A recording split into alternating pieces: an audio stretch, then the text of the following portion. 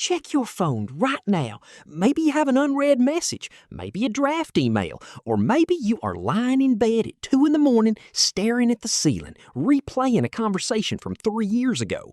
You want to turn your brain off, but you can't. But for over 300,000 years, every single one of your ancestors survived precisely because they couldn't turn it off. They had no security systems, no police, no stable food supply, just their senses, their fears, and a world where a single moment of relaxed attention meant death. So why do you overthink? The answer is not what you think, and it will permanently change how you look at your own anxiety. Let's start with what the ancestral world actually demanded.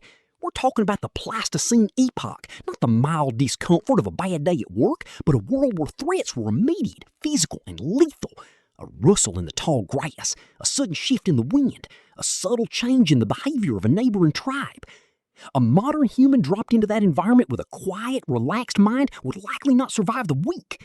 The popular image of our ancestors is always the same: fearless, muscular hunters confidently conquering their environment. But evolutionary biology and neuroscience tell a different story, a story of calculated, necessary paranoia. Here is the first thing we get wrong about overthinking. We treat it as a modern pathology, a sign of a broken mind. But in the wild, the optimist died first. If an early human heard a rustle in the bushes and thought, hey, it's probably just the wind, they were right 99% of the time. But the 1% of the time they were wrong, they were eaten. The human who assumed it was a predator, simulated 5 different escape routes, and stayed awake all night survived to pass on their genes. This is what psychologists call error management theory. Your brain is wired to make highly defensive mistakes. It would much rather you mistake a harmless shadow for a threat than mistake a lethal threat for a harmless shadow. Overthinking is simply your brain choosing the safer error. But how does this manifest in your head today? The mechanism is incredibly sophisticated. Deep inside your brain is a system called the Default Mode Network, or DMN. This is a network of interacting regions that activates when you aren't focused on the outside world, when you are daydreaming, worrying, or letting your mind wander. When you sit quietly in a room, your brain doesn't actually rest. Instead, the DMN lights up. Why? Because to your ancient brain, doing nothing is incredibly dangerous. If you were sitting in a cave with nothing to do, your brain immediately starts scanning. Is the fire going out? Did I offend the tribal leader yesterday? Will there be enough food next month? This isn't a glitch. It's a threat simulation engine. Your brain is a survival machine, not a happiness machine. Its primary directive is keeping you alive until tomorrow. And the best way to do that is to anticipate every possible disaster before it happens. Now, here is where the modern world breaks this ancient machinery. In the ancestral environment, threats were immediate and actionable. You saw a predator, your amygdala fired, your body floated with adrenaline, you ran or fought, and within minutes, the threat was gone. Either you survived or you didn't. Either way, the physical stress cycle ended. Today, our threats are abstract, chronic, and invisible. An email from your boss saying, "We need to talk." A dip in your bank account. An unanswered text. Your amygdala cannot tell the difference between a predator and a stressful email. It reacts with the exact same chemical cascade, but you can't run away from an email. You can't fight a mortgage payment. So the adrenaline has nowhere to go. The physical stress cycle never closes.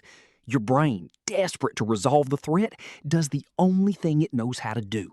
It loops. It simulates the conversation 50 different ways. It replays your past mistakes to find where you went wrong. It projects into the future to build defenses against scenarios that will likely never happen. The materials of our modern worries are different, but the cognitive physics are identical. And then there is the social aspect of overthinking. This is where evolutionary history gets personal. For hundreds of thousands of years, your ancestors lived in small bands of 50 to 150 people. In that world, banishment from the group was a literal death sentence. You could not hunt, find shelter, or defend yourself against predators alone. Because of this, monitoring your social standing wasn't a matter of vanity, it was a matter of survival.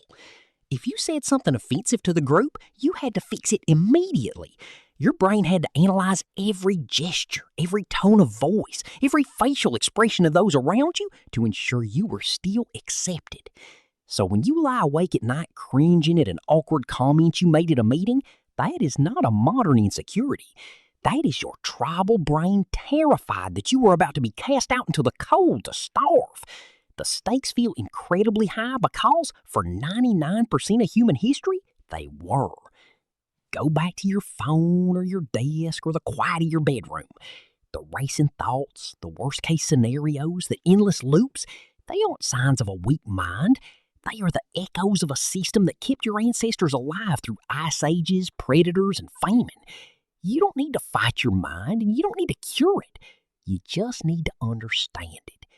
The next time your brain starts spinning a web of endless worry, take a breath, acknowledge the noise, and recognize it for what it truly is.